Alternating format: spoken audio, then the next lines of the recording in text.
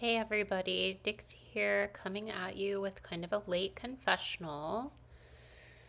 Um Today was interesting. So last night Crash went home as anticipated. It was unanimous, 6-1. He did vote for me, which didn't necessarily expect because I think it was Conquer that had mentioned to me that he thought that Crash was just going to throw a vote at Spyro. But I don't know. I'm trying not to read too much into it just because I think I'll just make myself paranoid um, if I do. So I'm just trying to go with it, not be too concerned about it. The second vote was pretty interesting. So Celestia had used her key to escape tribal.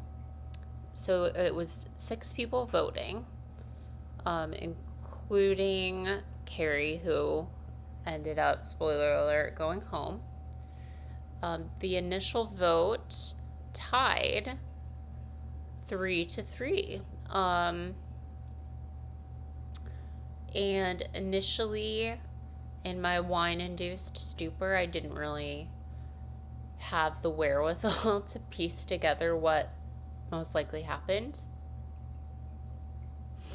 But the other 3 votes were for Nate. And prior to the vote reveal, Nate posted kind of a trolly gif about hoping that Carrie, I'm so sorry, I'm like got a tickle in my throat. I just had popcorn, maybe that's why. Anyway, Nate had posted kind of a trolly um, gif of Coach from Heroes Villains about an idol play or something. And so I'm pretty sure that the majority on Lendell just split their votes, and that Nate was kind of the sacrificial lamb that was going to go home in the off chance that Carrie had an idol.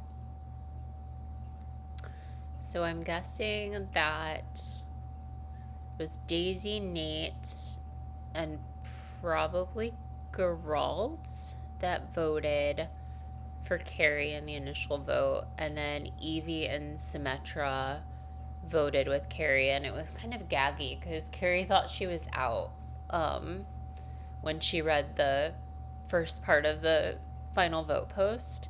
So she was already like fed up and ready to go. So then they just had to wait another hour to basically vote her out, which I think they were always going to do. I don't know if there were any substantive discussions. If Evie and Symmetra had wanted to, they could have probably put their foot down because Geralt has a public idol, and Daisy, we're pretty sure, has the third invader. So it would be really risky for those two to be put in a situation to pick rocks. So they were all definitely incentivized to come to an agreement, but I don't know. It's interesting. Celestia's back. She can't use her key again, so that's been expired. And I guess we'll see what happens. Interestingly, we got an announcement last night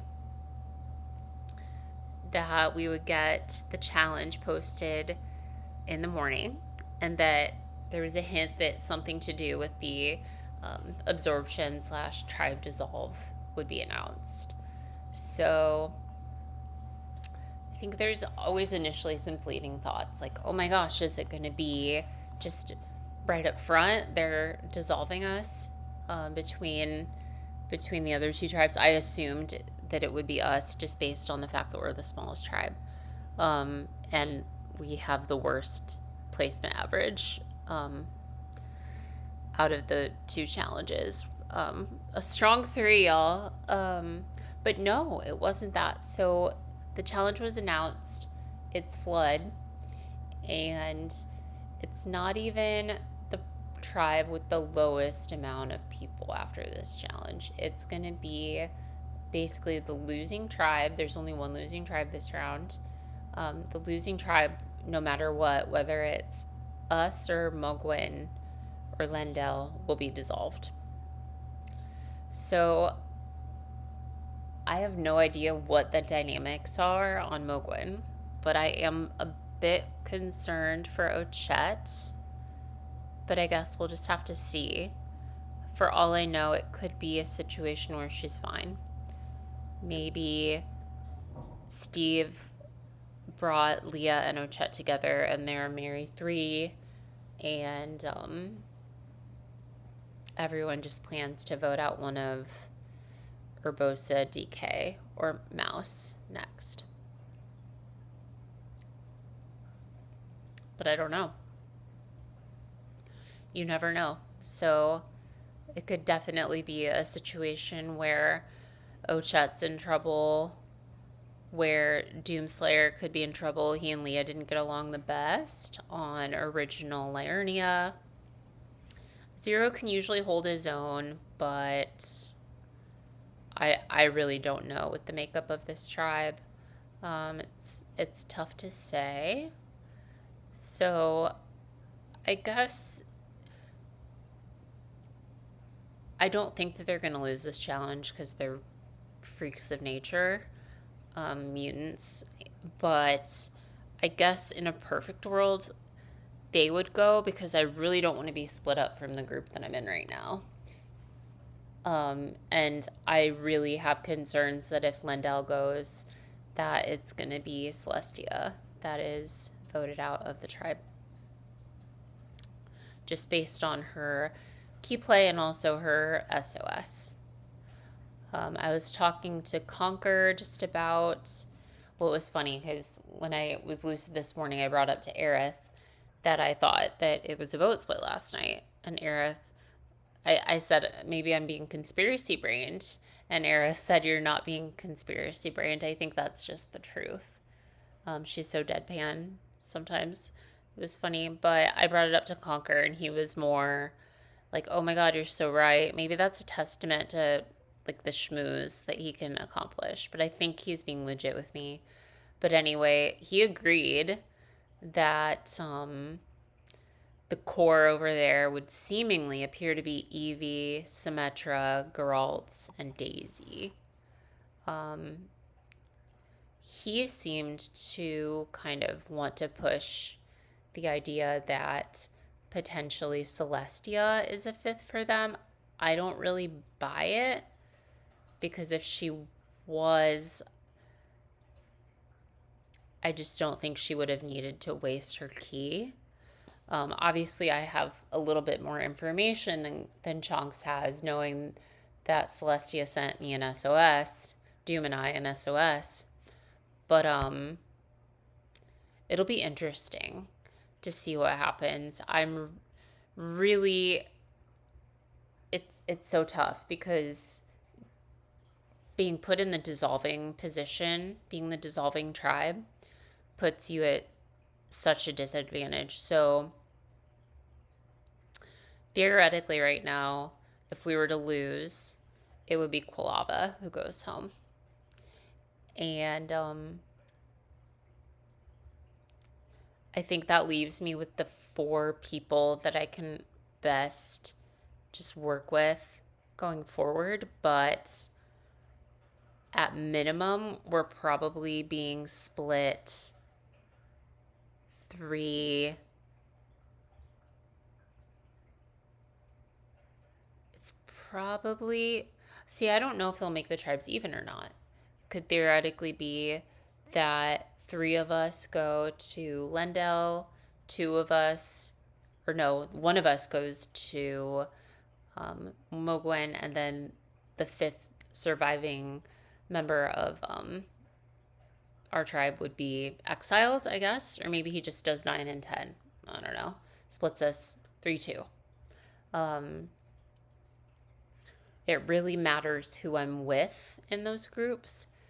So if I go to, oh gosh, yeah, it's going to be tough. So like if I go to Lendell with, if we lose and we get dissolved and I go to Lendell with Aerith and with Spyro, I feel like, for one thing, I have a feeling if we lose that last, that or third invader is going to get used and that we're going to have a visitor at our tribal, and I think it's going to be Daisy. Um, so she'll have an extra vote. They'll have a 4-person majority plus her extra vote, and then they'll potentially also have Nate um, as like a 6th person. So if I'm, well, a 5th person, but a 6th vote. So then it would be Celestia, me, Aerith, and Spyro as kind of a glaringly obvious association of people. And I just don't know that there's any sway that could be made with Evie, Sim, and Nate. If I have one of Zag, Conquer, or preferably even both of them, I think it's a little bit more workable given their connections with Sim, Nate, and Evie. More importantly, Evie and Sim, and then Nate separately, and then my connection with Celestia. Um, that might make it might get difficult just because I think that Sim and Evie and Nate would definitely have their own preferences as to how they want to proceed over there. But it'll just be interesting. Now, on the other hand, if I were to dissolve and wind up on Mogwin, it's an interesting group. So I have a pre-existing connection with Doom from Liurnia. It's been a bit, but we were allies there. Leah and I were not allies. In fact, she called me a brat, apparently. So there's that. I mean, she's not wrong. I told Conquer about it, and he thought it was funny. And he said it's so true. I don't trust Mouse and Urbosa, but maybe I could fake it till I make it with them. Steve, I don't have really any experience with personally, but there is an Ochette connection. So maybe if there is something with Ochette, Leah, and Steve going on, maybe we can all let bygones be bygones and be a fun little girl group, because that would be, I think, the 4 women left in the game, just behind their IDs, would be on one tribe if I'm placed there. I think that would be workable insofar as they haven't had to test any allegiances yet, so I don't know what their plans are alliance-wise. And then also I think that there might be some sacrificial lambs that could be, offered up. But we'll see. We'll have to see what happens. But yeah, just this challenge, it's going to be super. I feel like there's a way to game it, and there's genius level people. Zero's really good with numbers. Celestia is probably going to single-handedly be able to do this one for her tribe. I just feel like there's a way to game out the best solution, and everyone's going to wind up with it unless it's just us in third. So far, with the actual puzzle, we've been able to map out a path of 20. But not knowing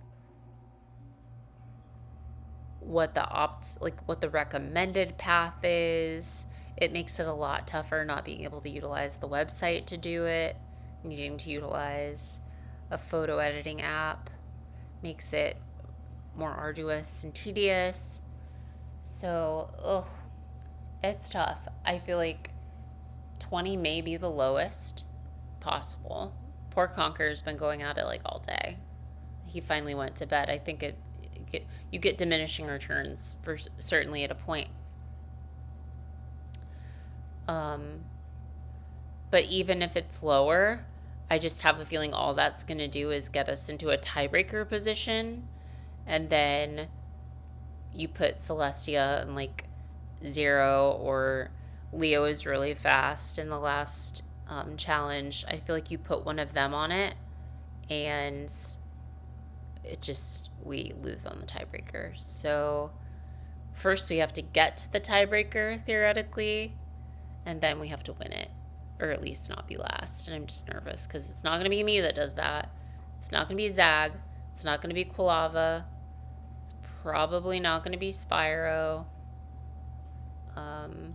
So maybe Mighty Squirrel or my good sister Aerith can somehow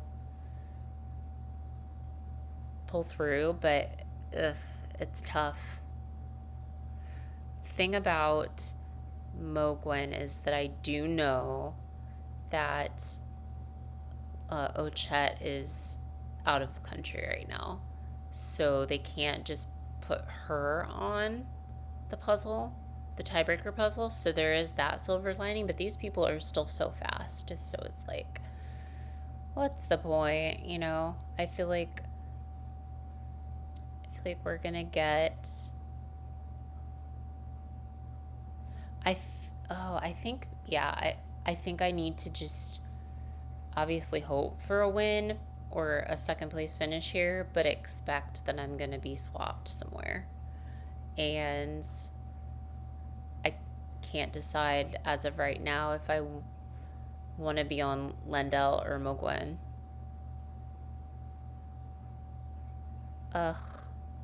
So hard. Okay. Maybe the answer is Mogwen with Conquer. Because then he can pull in Leah. I can pull in Ochette. I think he'd get along with Doom and Zero. But that's assuming that 2 of us go there and not one of us goes to exile. It's assuming that's the 2 of us that go there. Really, I think, I don't know. Just the whole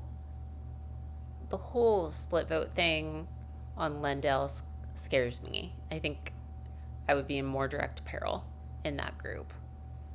But we will see. So, as usual, I queued up a little tier maker. Didn't include myself this time because I feel like it's always kind of awkward. But I just was playing around with the colors you can choose. And these are all colors that I like in descending order from most liked to liked, but not as much as the ones above it. So it's really getting whittled down here. Obviously, I've got my Activists Alliance with Conquer, Aerith, and Zag. And then Quilava made Team Sleep with Spyro, Aerith, and I. And then apparently there's a 4-person alliance with Spyro, Zag, Aerith, and Conquer. That's all I know about.